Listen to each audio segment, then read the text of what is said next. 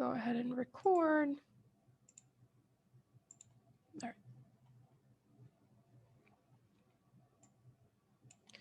Okay. Markup on cost. We will recognize the terms used in selling, use the basic formula for markup, and calculate markup based on cost and apply percent to markup problems. So I don't really think you need to know too much about the reading portion of this. It's basically just practicing the problems. And if anyone needs help on some homework problems, I can maybe email out a day that we can do that. And if you can show up, cool. If you can't, is what it is. All right. Recognizing the terms used in selling.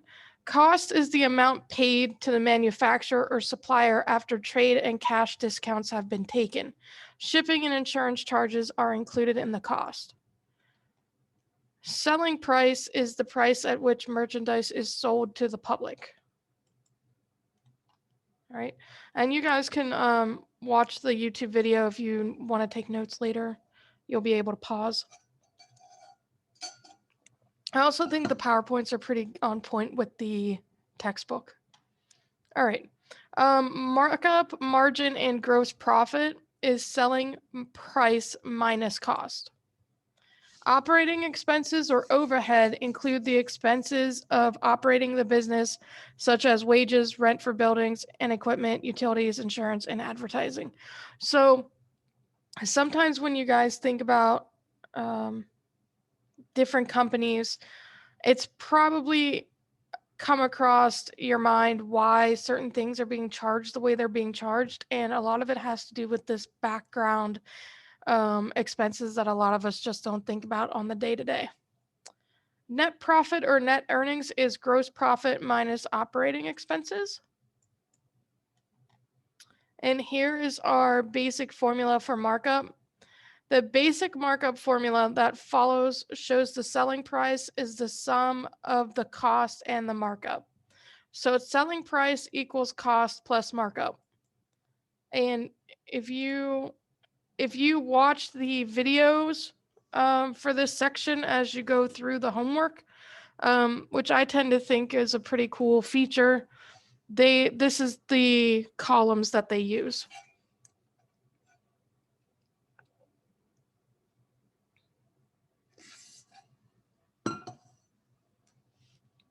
All right. So here's an example. REI received 3 different items used by snowboarders. Use the basic markup formula to find the unknown for each of the following. So if you take a look here, you can see that we have some blank spaces. And if you've already done your homework for this chapter, and you're a little bit ahead, then you kind of know what each of these are. So literally for the first one, you're just going to go ahead and do what it needs you to do. You just add the 3448 plus the 1340. So 3448 plus 1340. And what do we get there?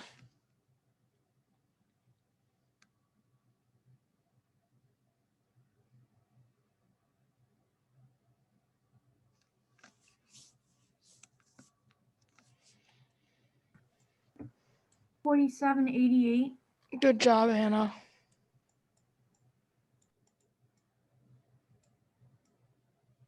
Okay. For the other two, you're just going to do the opposite. Since you're looking for either the markup or the cost, and you have the selling price, you just have to subtract then. So 124.99 minus 83.82 is going to 41.17. Good job. Okay. And then the last one.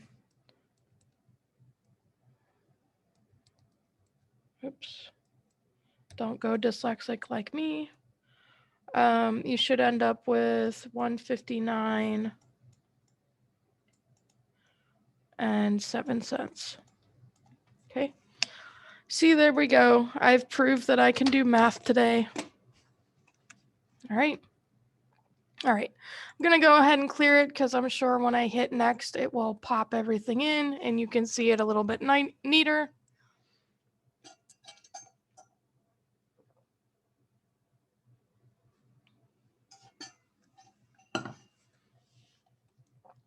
Oh. All right. Okay, calculate markup based on cost. Markup on cost. Markup is stated as a percent of the cost. Application of basic percent equation. Base is cost or 100%. So I did, like I said, I'm up to chapter 13 on your homework in Pearson. Chapters 8 through like 12 were pretty simple. If you go through the practice problems, you'll be able to do this no problem. And then of course, going through the slides is very beneficial as well. All right, markup on cost is equal to the amount of markup divided by the cost. So here equals our rate over part divided by base. So remember before when we had to spend all that time learning this ridiculous formula? Here it's coming back. So that is why we had to learn it. All right. Apply percent to markup problems. Use the formulas. Markup equals selling price minus cost. By the way, if you guys go ahead and write these down now, it'll just save you having to look them up later. Markup as a percent of cost equals markup divided by cost. And selling price as a percent of cost equals selling price divided by cost. And then you probably have to multiply by 100. Yep, state the markup as a percent.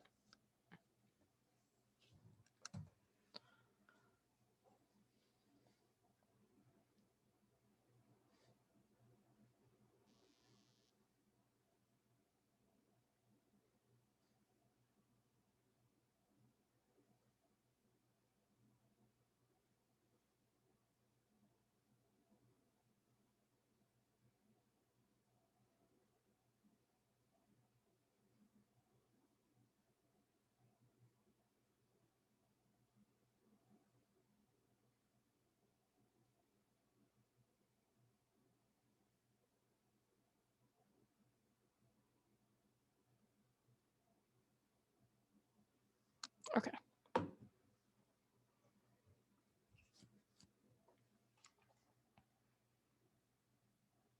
All right.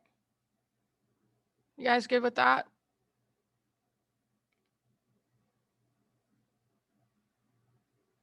Cool.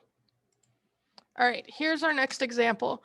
A discount store bought hiking boots manufactured in Mexico for $60 and plans to sell them for $81 a pair. Find the percent of markup based on the cost. So we're going to take, oh, went too far. The cost is the base or 100%. So what we're going to do is we're going to figure out all the other pieces so we can decide what the percentage is.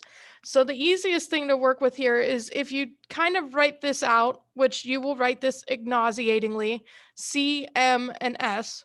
So cost, markup, and then selling price. On the left side, you see that you have two unknowns for your percentages, right? But on the right side, you only have one unknown for your money. So you're going to find that unknown first, and that helps you find your other percentages. So if you take 81 minus 60, you get 21 there. All right. And now to find your markup percent, you're going to take 21. You can see right here, it's with the markup.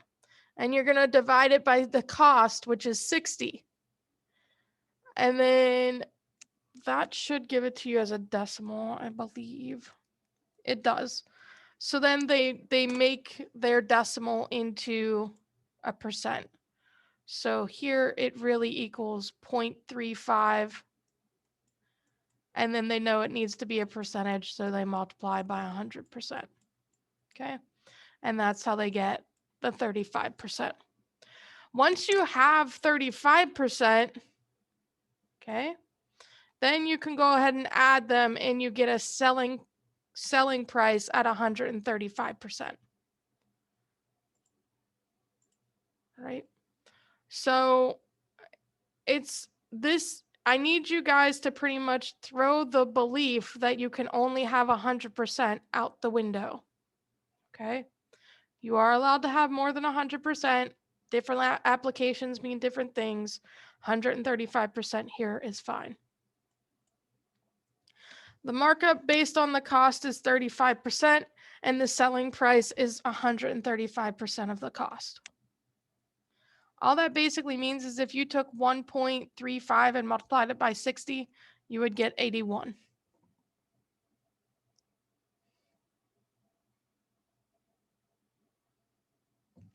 Okay. Any questions on that example? If you can follow this, you will be able to do the majority of your homework for Chapter 8. Okay. Dick's Sporting Goods puts a markup on a dumbbell set of $16, which is 50% of the firm's cost. Find the cost and the selling price. All right. So this is how they set it up. You don't know what the cost is, but you know that the markup is 50% and that the price of the markup is 16. So the first thing you know to do is that you can take 100 plus 50 and you'll get 150%. And then here you can find cost by just rewriting here. So it would be 16 divided by 0.5 would equal your cost. So that equals 32. And then we just added and added. So the cost to the retailer is $32. The selling price is $48 or 150% of the cost. It's literally just filling in this table over and over and over again. Okay.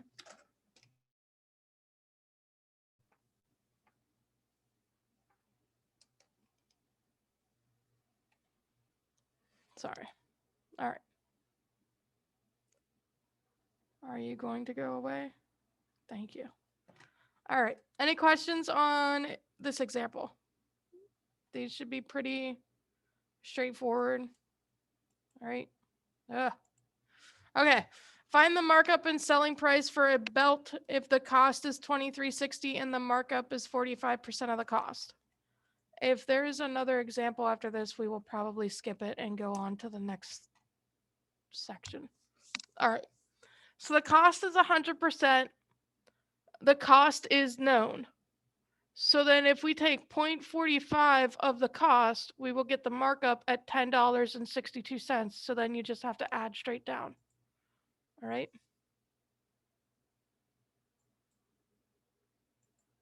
So there you go. 145% at the bottom, 23.60 and 10.62 give us 34.22. Easy peasy. Why do we have more? What are we doing? We just have another example. All right. Well, I'm not going to read it to you, but you guys can read it to yourself really quickly.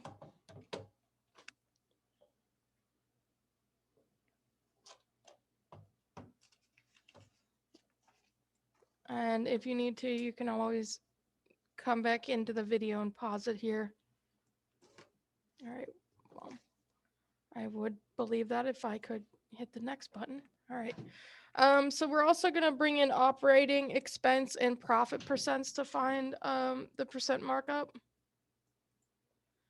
So this is what we know right now. 29.5% plus 5.5% will give us 35%. And then we have 100% for the cost, 35% for the markup. So we'll get 135%. And now we need to find the base. So selling price divided by the rate. How did they get the 1.35? How'd they get that?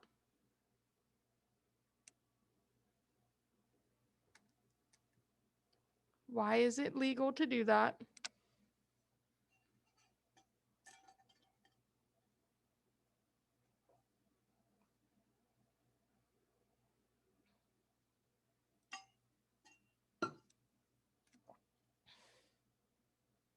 because this 1.35 comes from this 135%. Okay. So they changed it to a decimal. They were allowed to do that. Then they take the selling price minus the cost, and that gets them their markup. All right. So there's your overall setup.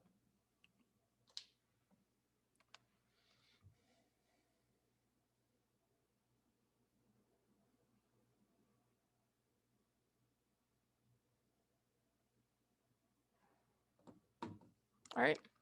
This is the, okay, markup on selling price. So this is a little bit interesting because we're kind of looking at it now from the reverse. Instead of the base being the cost, the base is now going to be the selling price. So you're going to add things up to be 100%. It's a little bit interesting, but you still do the same, pretty much the same setup. All right. So those were your objectives. If you really care about them, you can read them later. Understand the phrase markup based on the selling price. Retailers often compare business operations to sales revenue and therefore often prefer to use markup on selling price. In this case, markup is stated as a percent of the selling price. So, all right, take a look at this. Markup on selling price is equal to the amount of markup now divided by the selling price.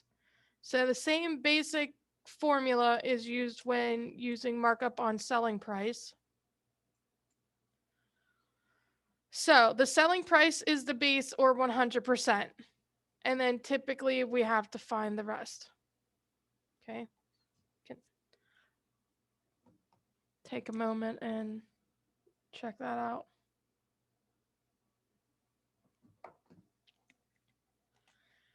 All right. Let's dive into some problems.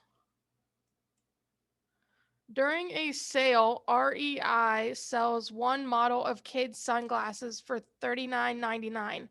They pay $35 for each pair and calculate markup on selling price. Find the amount of the markup, the percent of the markup on selling price, and the percent of the cost on selling price. And that's literally how your homework problems will be stated. It's that simple. Set up the problem. Selling price is the base.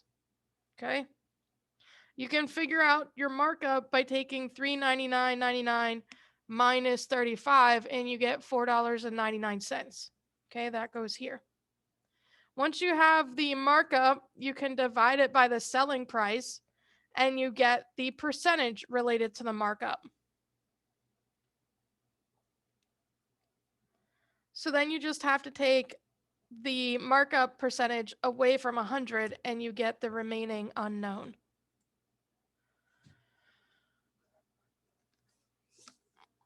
Okay, so cost as a percent of selling price can be found either by subtracting or by dividing the cost 35 by the selling price. So you can find it two different ways. I would assume the majority of you will just choose to subtract. So this is the total answer.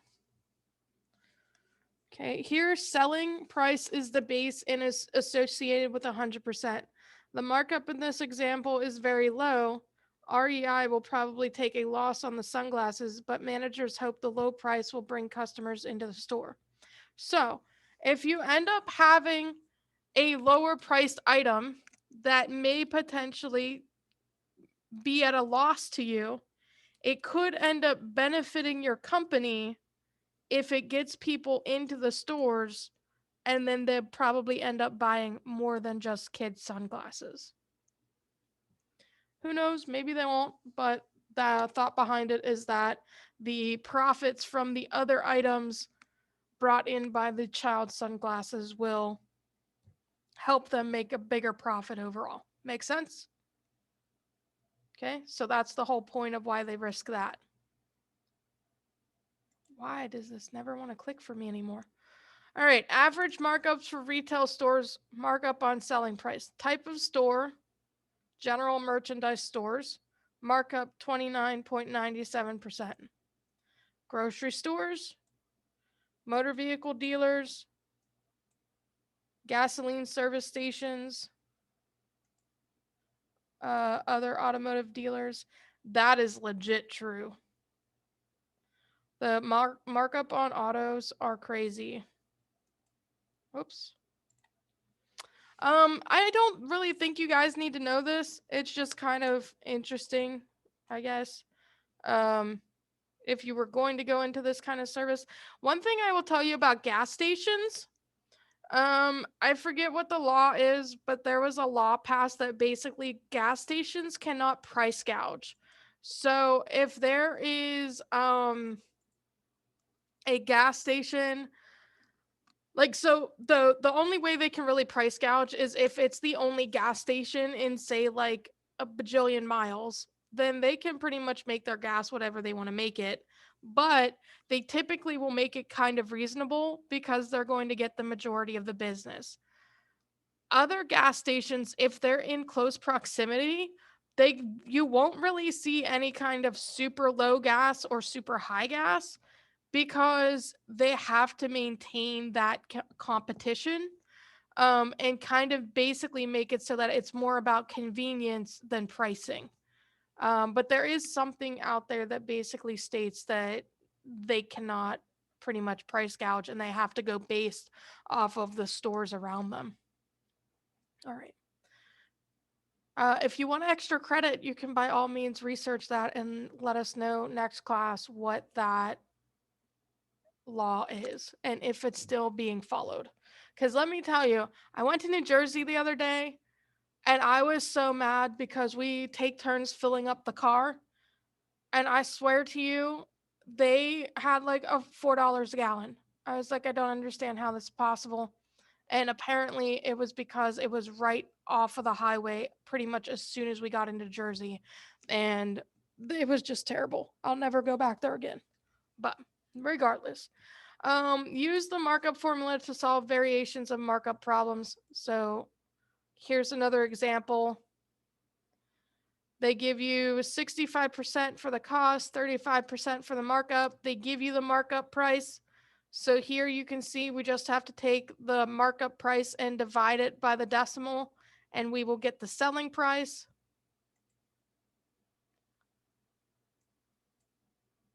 Okay. So here's your complete answer.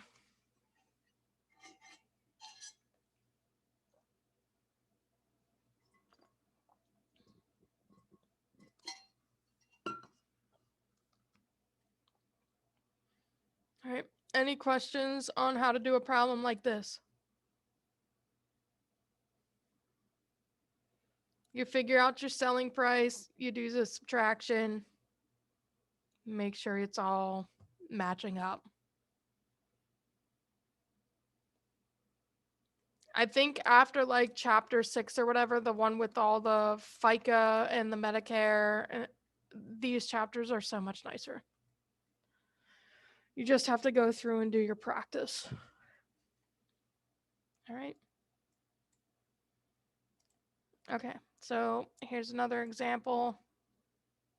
Again, I'm just going to go straight to the answer page. And if you need to go back in the video and just pause, then you may do so. I'm sure there are also pretty decent examples in the textbook as well. The textbook was basically, it goes along with Pearson because it is a Pearson text. So it literally will say like my math lab exercises. And so if you need to practice other ones, they're right there for you. All right, so selling price minus cost will get you $9.15 for the markup.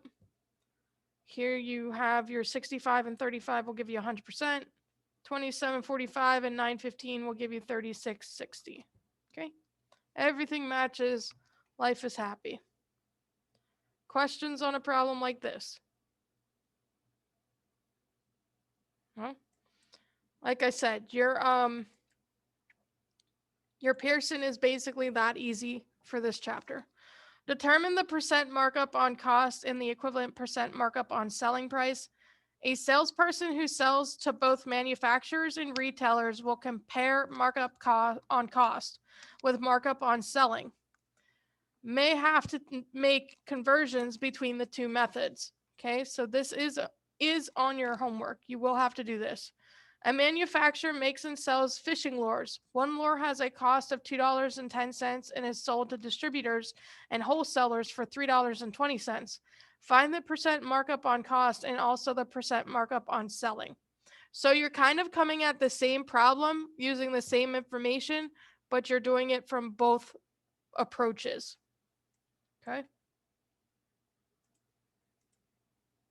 All right. So here it's saying set up using cost as the base. Then we have to figure out our markup by taking the selling price minus the cost. And then once we have that difference, we divide it by the cost and we get a markup percentage of 52.4%. And then the selling price for the percent would be 100 plus 52.4, which is 152.4%. All right. Here we will go from the opposite side, and it will be 210 divided by 320 will give us the percent cost, or cost as a percent, which is 65.6%. And that means that the markup percent will be 34.4%. And that's all you had to find because you took the markup from the first approach. All right. That markup isn't going to change. The only thing changing from one approach to the other will be the percentages. Okay. Does that make sense to everyone? Again, your prices will stay the same. What changes will be the percentages because of the approach you're taking will change. All right.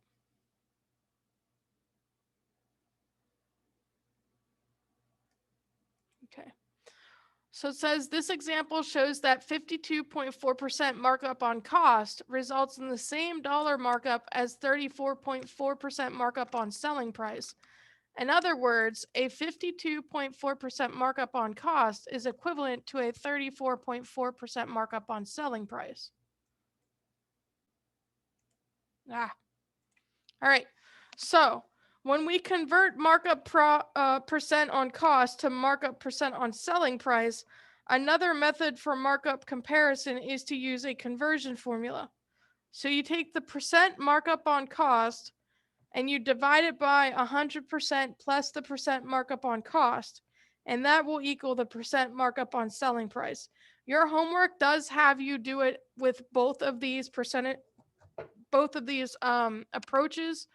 You have to do the one where it's kind of more hands-on, and then you also have to do the one using this conversion formula. All right. We are going to do an example with the conversion formula, so that is what I believe is up next. If you guys have any questions, please make sure you're asking them. If I don't have any questions being asked, then I just assume everyone's okay. All right. Convert a markup of 25% on cost to its equivalent markup on selling price. Use the formula for converting markup on cost to markup on selling price. Percent markup on cost over 100% plus percent markup on cost is equal to percent markup on selling price. All right, so if this is the markup, so we're going to do 25 divided by 125.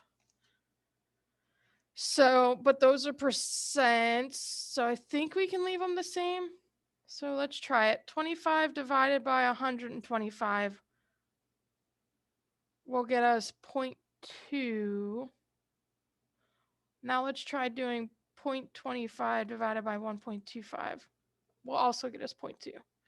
So we do, so no matter which way you work this, whether you take it as percents or you take it as decimals, you still end up with 0.2. So at the end, you still have to convert it to a percentage. Does that make sense to everybody?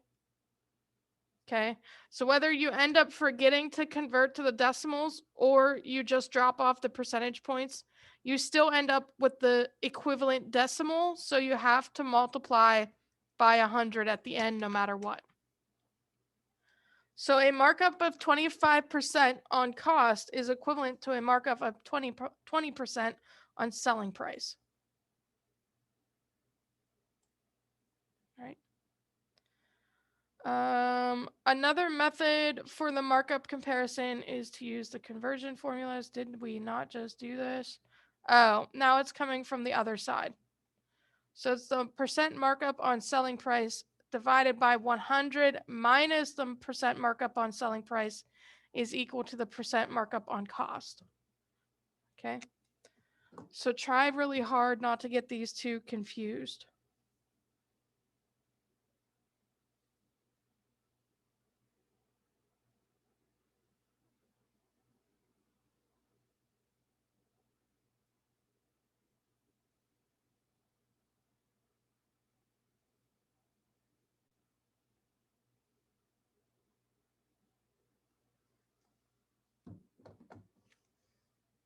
All right, so let's look at an example for that. All right, so this question is saying convert a markup for 20% on a selling price to its equivalent markup cost. Well, we just basically did that, so we should end up with 25%, right? So if we take 20 divided by 80, we end up with 0.25 times 100 would be 25%.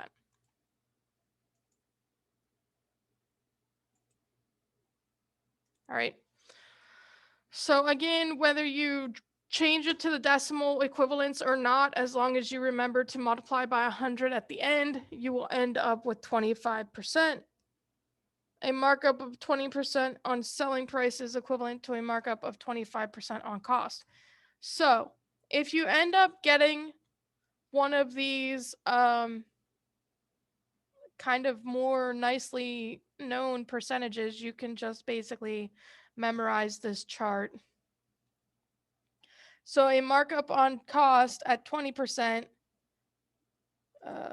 what? Is equal to a markup on selling price 16 and 2/3%. 25% is 20%, 50% is 33 and a third percent, 75 is 42 and 6/7%, and 100% is equal to 50%. So it's not nice enough that you can just easily do the conversions in your head. You're going to have to write them all out. But if you're asked for a markup on cost and it's 100%, that you can have this slide or this information with you, and that markup on selling is 50%. So if it's one of these, either one on either column, you will nicely know the opposite one and you won't have to do the conversion. All right.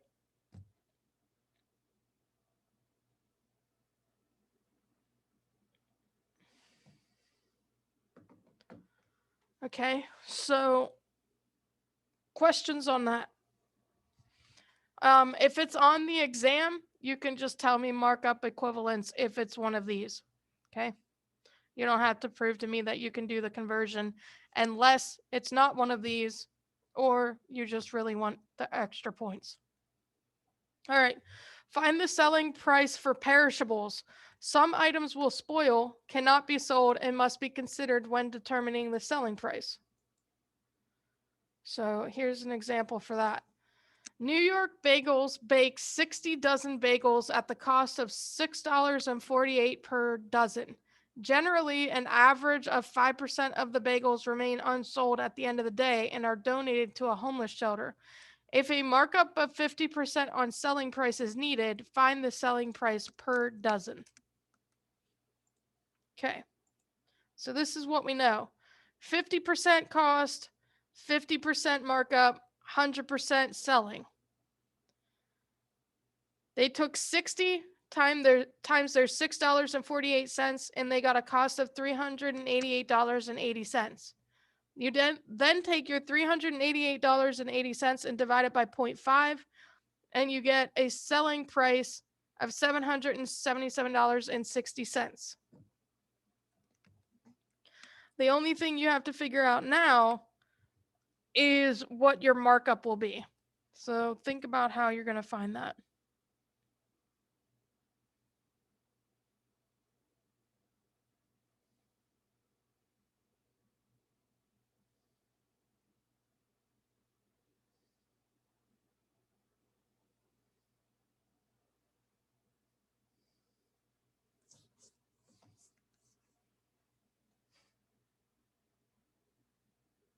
What approach do you guys think you're going to do to find the markup now that you have your selling price and your cost?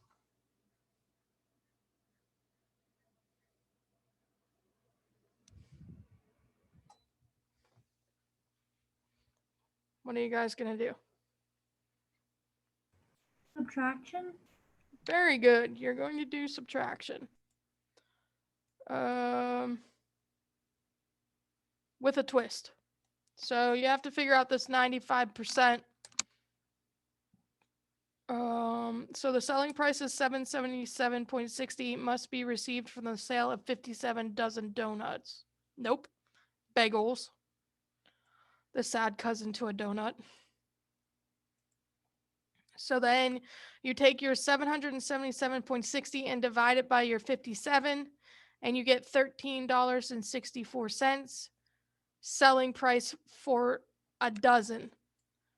So yes, you can subtract, but then you'd have to do that division a little differently. So a selling price of $13.64 per dozen gives the desired markup of 50% on the selling price while allowing for 5% of the bagels to be unsold and or donated to the homeless shelter. All right, Markdown. Here you can take a look at the objectives we're going to cover. You can pause it when you watch the video if you want to write them down. You don't really need to, but if you're interested, you may. All right, define the term markdown when applied to selling. When merchandise does not sell, the price is often reduced. We see this a lot, like the reason why some of us like discount grocers, especially if you're someone who maybe meal preps or, um, you know, kind of like go shopping once a week or whatever the situation might be. You probably want to go to a discount grocer, and if you need to know where they're located, just email me. We use them all the time. They're great. All right. But everything ends up being reduced because it's kind of either slightly past the expiration date or going to be really soon. So you as a consumer have to be smart enough to know when a good buy is worth getting. The difference between the original selling price and the reduced selling price is called the markdown. Selling price after markdown is called the reduced price, sale price, or actual selling price. All right. I think Pearson calls it pretty much any of those. I would call it a reduced priced. I mean, to me, it's all the same thing. It just depends on the type of problem you're working. All right, so reduced price is equal to the original price minus the markdown. All right, if you want to write that down, you can.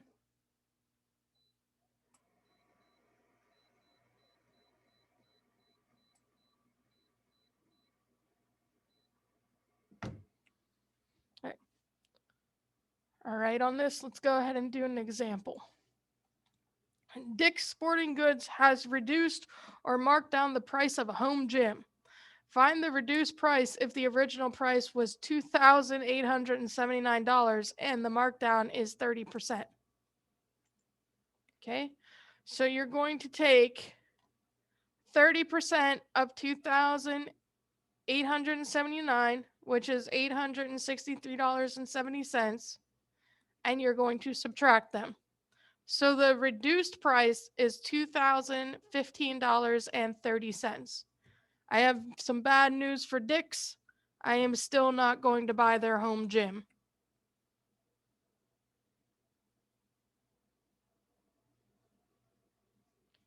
Okay. Questions on that type of problem? Again, are we all kind of sensing how nice the chapter 8 homework's going to be compared to like chapter 6? I feel like some of you are still working on the chapter 6 stuff, and I don't blame you because it just takes a while. And I don't want you to take a 2-week hiatus like I had to. It's going to be So very nice compared to chapter 6. there we go. Right. And I think some of you can even attest, even if you didn't get every single point for the chapter 6 homework, the quiz related to it, you get enough of the points that you have a really good score. So it's all good. Chapter 6 is just a beast, I feel, in this course. All right, example 2. The total inventory of coffee mugs at a gift shop has a retail value of $785. If the mugs were sold at reduced prices that totaled $530, what is the percent of markdown on the original price?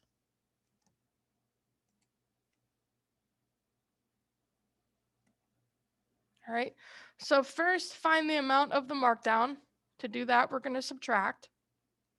And then you're going to take your part, which is your markdown, and divide it by the total, which is $785. So you get a rate of $32. Nope, 32.5%.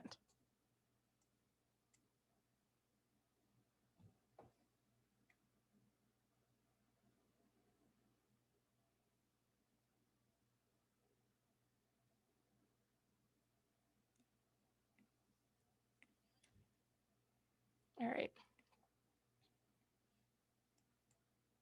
Okay, so the mugs were sold at a markdown of 32.5%. Okay. So here's our next example. You guys try and figure that out. I'm going to run to the bathroom real quick. Apologies. And when all right, anybody know what we're going to do? Anybody want to walk me through it?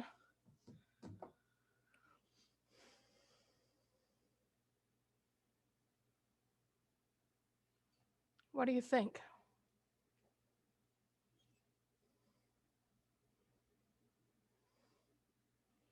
So here's the first thing we can start with. We have our cost, our markup, or markdown in this case, our selling point. We know that we have a 25% markdown.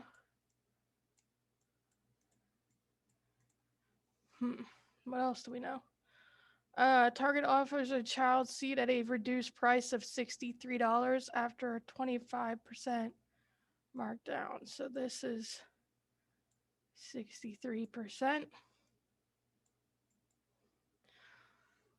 All right. So that's what we know so far, right? All right. So here they're going to help us get our base. We take 63 and divide it by 75. How did they know to find 75? What did they do?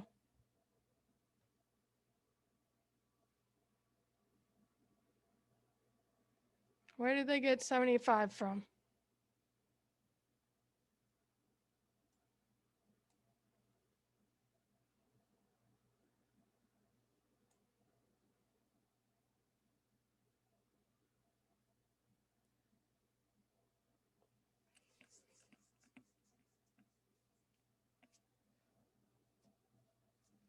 So when you guys do this on Pearson, yeah, you could use the examples, but you're not always going to be having the same percentages. So you kind of need to know how they find some of this stuff out. So how do you guys think they found 75%? After the markdown was 25%, and the leftover 75. Right. So we have to subtract either from 1 if you change it to a decimal, or from 100 if you left it as a percent. Good. Okay. And all they cared about here was what the original price of the car seat was. So you don't even really need to finish filling out the rest of the columns, little table chart, whatever you want to call it, unless that's your process. If that's your process and you want to do it, then you can do so. All right. Break-even point. The break-even point is the selling price that just covers the cost of the item plus overhead, which includes rent, utilities, marketing, accounting, etc. A company does not make or lose money on items sold at the break-even point. Okay.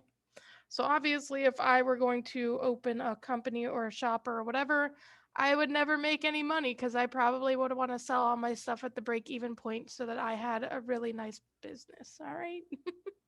Because I hate making people pay for stuff. All right. A reduced net profit occurs when an item is marked down from the original price, but is still sold above the break-even point. So then that must mean there is a term for the opposite. An operating loss occurs when the selling price of an item is below the break-even point, but above the cost of the item. An absolute loss or gross loss occurs if the selling price is less than the actual cost paid for the item.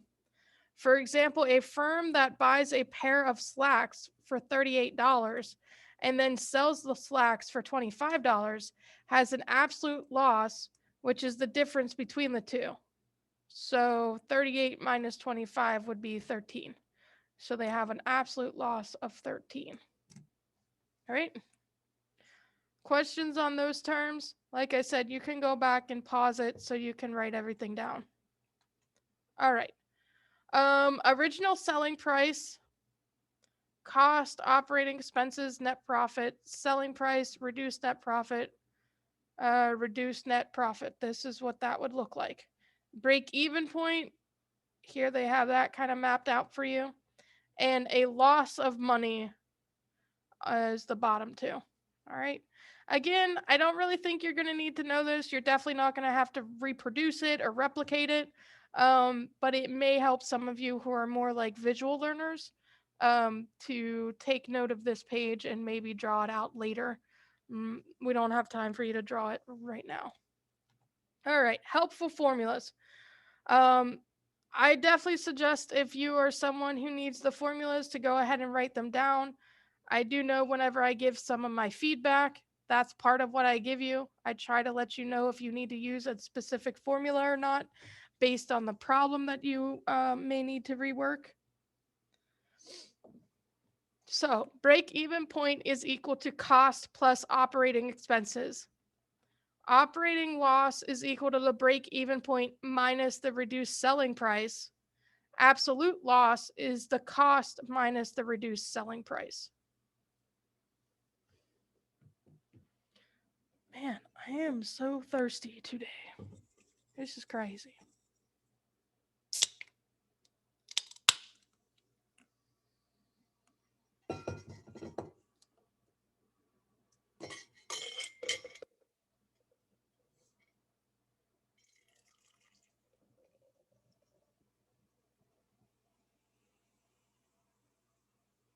You guys want to hear my theory on energy drinks? So I think the reason why most energy drinks are green, and then once I give you my behind the story reasoning, I think the majority of the reason why most of them are green is because Mountain Dew probably sold some part of their formula to all the energy drink companies. But here's the interesting part. If I drink Mountain Dew, I immediately get a migraine.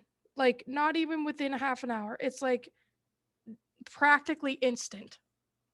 But I can drink basically any energy drink that I can tolerate the taste for, and I don't have a single headache. I don't have a migraine. I don't have a headache. I have nothing. So I do believe it's somehow related to the formula for Mountain Dew. I just think whatever chemical they use in Mountain Dew that gives me my migraine instantly is not involved with the formula for the energy drink. That is my hypothesis on why most energy drinks are green. And obviously, my YouTube channel is not supported by Mountain Dew. And I'm okay with that. All right, let's look at an example.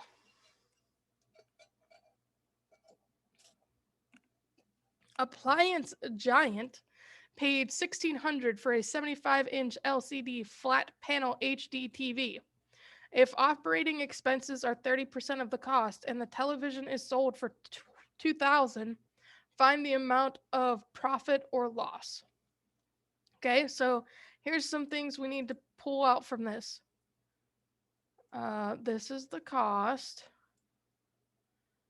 This is the operating expense. And this is the amount sold.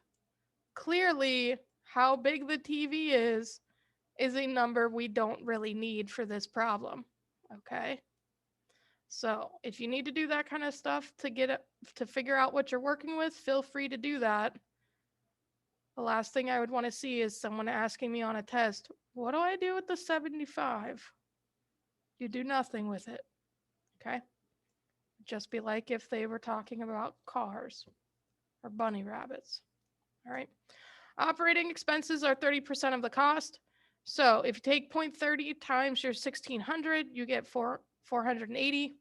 So the cost plus the operating expenses is equal to your break even point. So you're going to take your 1600 plus your 480, and that is equal to 2080. Now, we can remember back to our problem that they sold it for $2,000. So right now you can tell me, did they have a loss or did they have a profit? Profit. So they sold it for 2,000. So if they sold it for 2,000, Anna, what they needed to sell it for, that break even point, so that they wouldn't lose or gain, would be 2,080. So did they sell it for more than 2,080, or did they sell it for less than 2,080, or did they sell it for 2,080? What did they sell it for? I'm used to when I drop them off.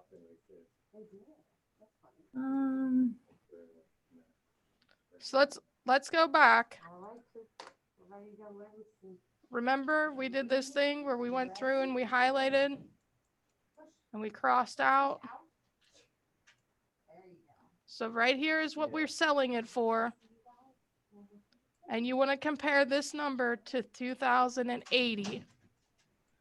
So which number's bigger, 2,000 or 2,080? 2080. Right. So do you think selling it for 2,000, is that going to be a profit or a loss? A loss. Very good. All right. So let's take a look at the next page. Here, again, you guys who are more visual, this is how they're using that visual aid, okay? So they're saying, here's where our net profit would be, but of course we're selling under the break-even point. So it actually tells you right here, we have an $80 operating loss. Okay. All right. Good job. Okay. A ping pong table that normally selling for $360. That was not English. They messed something up there. I'm not going to fix it, but that was wrong. So they normally sell it at $360. It's marked down for 30%. If the cost of the game table is $260, find the operating expenses, and the operating expenses are 20% of the cost. So first you have to find the operating loss, and then you have to decide if there's an absolute loss. So those of you that write down your problems, I'll give you a little bit to do that.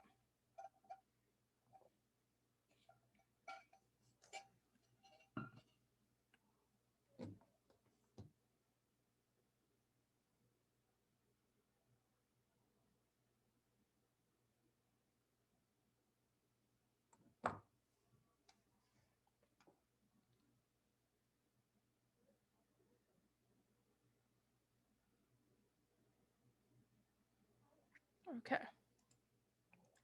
Oops. All right. So here's how you find your break-even point. You're going to take your cost plus your operating expenses. So 20% of 260. And then you're going to add it to the 260. So you get 312.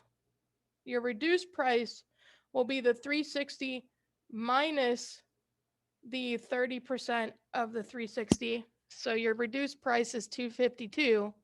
So you have to take your break even point minus your 252. So you have an operating loss of $60.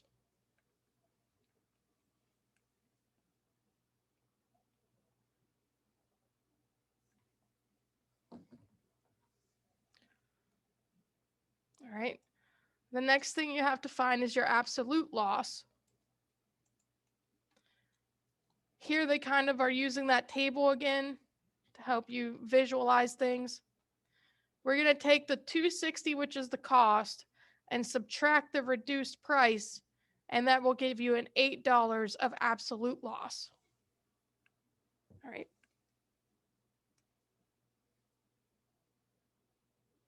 And what's kind of cool about this is if you look at this original selling price, it kind of shows you what the net profit would be for any of the items that would have been sold at the original cost or original price based on the break even point. So that's kind of cool.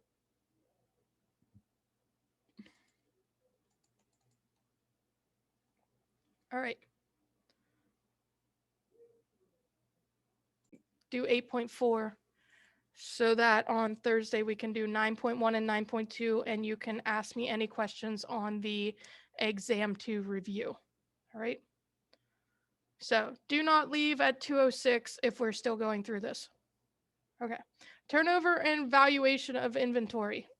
Again, you can watch the video later if you want to check out your objectives. Determine average inventory. Find average inventory by finding the average or the mean of all inventories taken during a specific interval of time, such as a month or a quarter. Example 1, inventory at a Foot Locker store was 285,672 on April 1st. And then it was 198,560 on April 30th. Find the average inventory for the month. Okay, so they took it 2 different times in April. So that's where the little 2 comes from. And then they add both inventories. And when they do that, they get their average of 242,116. All right. The average inventory can tell you a couple of things. Number one, if you compare that to their profits, you should be able to see how closely their profits match this difference. So you would be able to tell a couple of things. Number one, you could tell if anyone had stolen anything, whether employees or people outside of the company, because if this difference does not equal their profit margin, or potential profit margin, then they probably have something going on. And that's probably why they're doing their inventory twice a month instead of just once a month, which is what I would do. All right. Okay. Calculate inventory turnover. One measure of how well a company is doing financially is based on how fast inventory is moving as measured by the inventory turnover, also called inventory turns or stock turnover. Don't know why they would call it stock turnover. Well, I guess if you're like a stock person. Yeah, sure. All right. Inventory turnover refers to the number of times the average inventory is turned over or sold during a period of time, such as a year. Businesses value inventory either at retail or at cost. Right. Again, I don't think you guys need to massively write this out because your homework never asks you any multiple choice questions. Never asks you any vocab. You just have to know how to use the vocab. The only thing it might be on would be the test, but we would be able to tell that based on the review. Measuring inventory turnover. Turnover at retail equals retail sales divided by average inventory at retail. Turnover at cost is equal to the cost of the goods sold divided by the average inventory at cost. All right, so again, we have 2 different approaches Depending upon your type of company, it may behoove you to do both. You might only prefer to do one, but you as the student of business gets to know how to do all of it. Lucky you. All right. Here's our next example. Last year, Red Crown Children's Apparel had retail sales of 559,320 and an average retail inventory of 49,601. Find the stock turnover at retail. So they're literally just dividing it. That is it. The store turned over its average inventory 11.3 times during the year. So that just means that they had to restock a little over 11 times during the whole year in order to keep up with their sales. Make sense? That's always so punny to me. All right. If the average inventory value at cost for Red Clown Children's Apparel in example 2 was 27,260 and the cost of the goods sold were 341,340, find the stock turnover at cost. Again, they're just dividing. The turnover ratios found in examples 2 and 3 are similar. However, the turnover at retail is slightly lower as expected, which makes sense. Because why? At retail, those are the shoes or whatever, clothes, apparel, whatever the child's buying. Those are the ones that aren't on sale. There's not a reduced cost to them.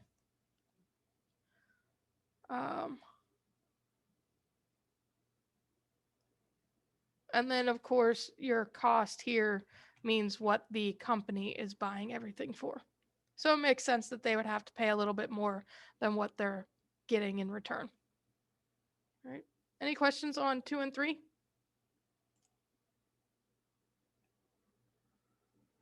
Okay. Methods for tracking inventory. Periodic inventory systems require a physical inventory at specific intervals. Perpetual inventory systems, also called continuous. Ooh. It's okay, Tim. Also called continuous inventory systems, which continually track the quantity and availability of inventory. Again, if I'm going too fast on these vocab, you can watch the video later. Universal Product Code, UPCs, uses a barcode tag with black stripes scanned by light rays to help tracking for inventory. You guys have to know what those are. Some of the crazy people get tattoos of them. Again, not saying that they're crazy, but I have a ridiculous number of tattoos. None of them are a UPC code. Radio frequency identification chips, which are read using electronic product code devices.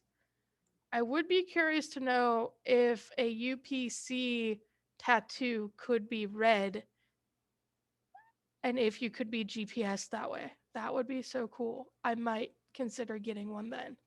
Advantages of RFID. Small and cheap. They do not have to be pointed at the device that is reading it. So like literally if it's just going through a scanner, that's enough. Read quickly through toll booths and Easy Pass. Most, like that's an example. Most use energy emitted from the machine, reading them to respond with an electronic signal, so no battery is needed. Okay. Methods of inventory valuation. The specific identification method, the weighted average method, the first in, first out method, the last in, first out method, the retail method. Use the specific identification method to value inventory. Specific identification method useful when items are easily identified and costs do not fluctuate. Each item is cost coded, so numerals and letters. Costs are added to find ending inventory. Several of same items, different cost. I think you guys are getting the idea. You can kind of go over this stuff by yourself. Again, just go to the video and pause it if you want to take notes. All right, let's look at this example. I assume it'll be our second to last. REI made the following purchases of one type of backpack during the year. Here's their beginning inventory. Then we have January, March, July, and October. At the end of each year, at the end of the year, there were 75 backpacks in the inventory. Use the weighted average method to find the inventory value. So here's what they did. They took all of that data and they're just going to go through and multiply all of it, and then they're going to add it all up. Okay. Then once they add it all up, including, so here, take a look, they added the number of backpacks and the cost, the price, and now they're going to divide. Since the average cost is $83.33 and 75 backpacks remain in inventory, the weighted average method gives the inventory value of the remaining backpacks as $6,249.75. Okay? Questions on an example like that?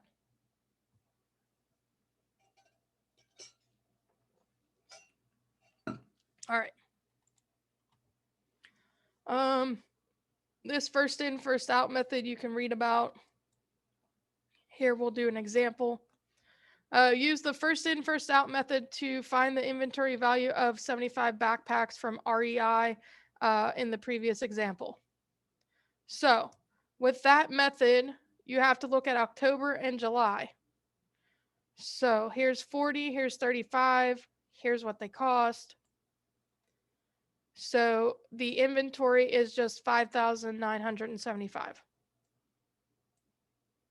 All right. Again, here it is from the other. So let me go back. Last in, last out. You guys can read about it. Use that method with the same information. So the beginning inventory is January, where there was 70 backpacks. So the cost of 5 more would be 75 minus 70 equals 5 from the March purchase. So you literally take the 50 backpacks from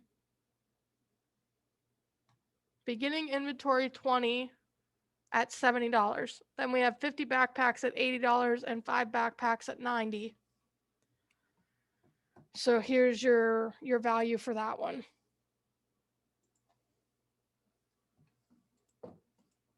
All right. Are we getting that even though the approaches, you know, they're kind of similar, they're just not, they're not going to give you the same results. All right. Again, you guys can read this one on your own. And if you don't want to watch the video, you can always go to the PowerPoints on Canvas. All right. The inventory on December 31st at a booth that sells phones in the mall was $129,200 at cost of $171,000 in retail. Purchases during the next 3 months were $165,400 at cost, $221,800 at retail, and the net sales were $168,800. Using the retail method to estimate the value of inventory at cost on March 31st. All right, so let's just go through this, and I believe this is your last example, so we didn't even have to stay over that much. So you take your beginning inventory, you add the purchases, then you subtract the net sales. So the March 31st inventory at retail is $224,000.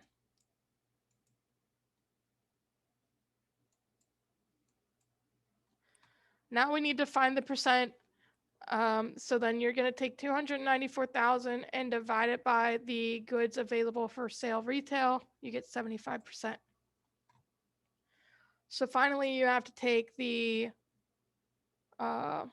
what we found, the 224,000 times the 75%, and you get 168,000.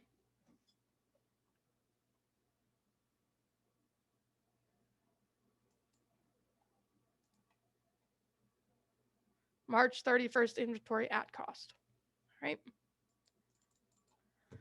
All right, that's it. We did it.